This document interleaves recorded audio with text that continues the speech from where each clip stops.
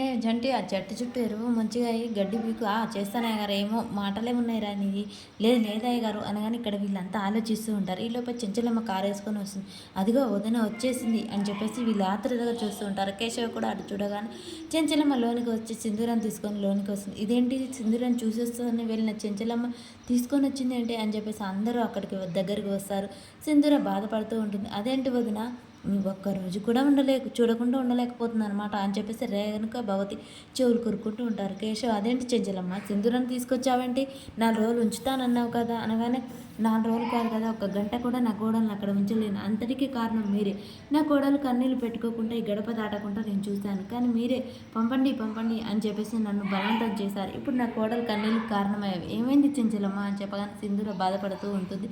చంటి కూడా అలాగే చూస్తూ ఉంటుంది. ఏమైందండి ఇంటి ఇరుగు పొరుగు కాకుల్లా పొడుస్తూ నా కోడల్ని కన్నీళ్లు పెట్టించారు అని చెప్పేసి అందుకే నేను నా కోడల్ని ఎక్కడికి పంపించనని చెప్పాను అని చెప్పేసి చెంచలమ్మ కేశవ మీద అరుస్తూ ఉంటుంది. ఈ మాటలు విన్న రేణుకా భవతి అంతగానో ఏమన్నారు వదినా అని చెప్పేసి అంటే ఇప్పుడు ఆ మాటలన్నీ మీతో చెప్పాలా, మీ ముందు చెప్పాలా అని గట్టిగా అనగానే అది కాదు వదినా, పోయిన పీడని మళ్ళీ ఎందుకక్క తీసుకొచ్చావు అని రేణుక అంటుంది. రేణుక ఏం మాట్లాడుతున్నావు అనగానే సింధూర బాధపడుతూ ఉంటుంది. రేణుక అది కాదు వదిన, ఎవరైనా భర్త చచ్చిన అమ్మాయి 3 రోజులు పుట్టింట్లో నిద్ర చేస్తుంది కదా, అప్పుడు తనకున్న పీడ పోయిందని అనుకుంటావు కదా, నువ్వు అందుకనే తీసుకొచ్చావు అలా అన్నానమాట అని చెప్పేసి అనగానే ఇక సింధూర ఇంకా బాధపడుతూ వాళ్ళ మాటలకు ఏడుస్తూ ఉంటుంది.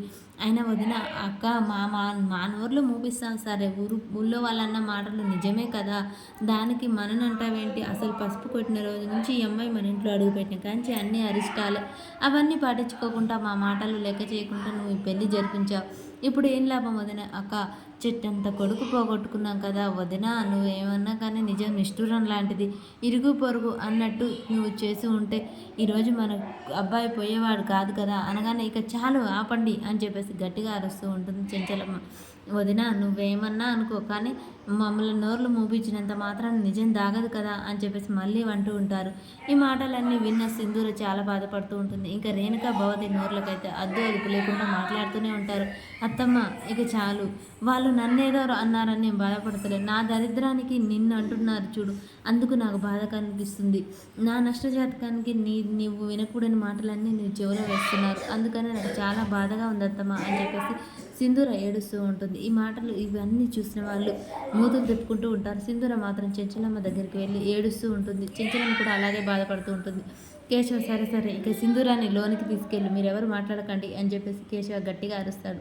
ఇక వాళ్ళందరూ నోరు మూసుకుంటారు. చెంచలమ్మ సింధూరం బాధపడుతూ లోనికి వెళ్తారు. ఇక వెళ్ళండి ఎవరి పనులు వాళ్ళు చూసుకోండి అని చెప్పేసి అనగానే అందరూ లోనికి వెళ్తూ ఉంటారు. ఏంటి బాబాయ్ ఏంటి ఇది, అమ్మాయి గారిని ఇలా కన్నీళ్ళు పెట్టిస్తున్నారు, పశువులు కూడా జాలి చూపిస్తాయి, ఇలా చేస్తున్నారేంటి వీళ్ళు అని ఆలోచిస్తూ ఉంటారు. ఇక సింధూర వాళ్ళ ఇంటి దగ్గర జరిగిందే గుర్తు చేసుకుంటూ ఉంటుంది. చంటి అమ్మాయి గారు ఏడుస్తున్నారు అనమాట, నేను ఎలాగైనా అమ్మాయి గారు నవ్వించాలి అనగానే ఏంటి అలా చూస్తున్నావు, అలా చూస్తున్నాను గట్టిగా అరుస్తారు. ఎవరితో మాట్లాడుతున్నావు చంటి అనగానే అదే అమ్మాయి గారు మా చందమాతో మాట్లాడుతున్నాను. చిన్నప్పటి నుంచి నువ్వు అలాగే చూస్తున్నావు, నీకంటే అందంగా ఎవరు లేరు అనుకున్నా, మా అమ్మాయి గారు నవ్వితే ఎలా ఉంటారో తెలుసా, నువ్వు దెబ్బకి సిగ్గుతో తలదించుకొని లోనికి వెళ్ళిపోతావు. అమ్మాయి గారు మీరు ఒకసారి నవ్వండి, మిమ్మల్ని చూసి ఆ చందమామ ఇప్పుడే వెళ్ళిపోవాలి అనగానే సింధూర నవ్వుతూ ఉంటుంది.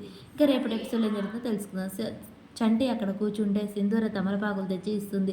అమ్మాయి గారు మీరు తెచ్చారంటే ఆ మీసాలాయన కథ తెవాల్సింది, చంటి ఇంకోసారి మీసాలాయన అనొద్దు సరేనా, అమ్మాయి గారు నాకు తాంబూలం ఎలా వేసుకోవాలో తెలియదు అనగానే సింధూర తాంబూలం కట్టి చంటికైతే ఇస్తుంటుంది. ఇక సింధూర కొద్ది కొద్దిగా తన బాధను మర్చిపోతుంది చంటి మాటల వల్ల.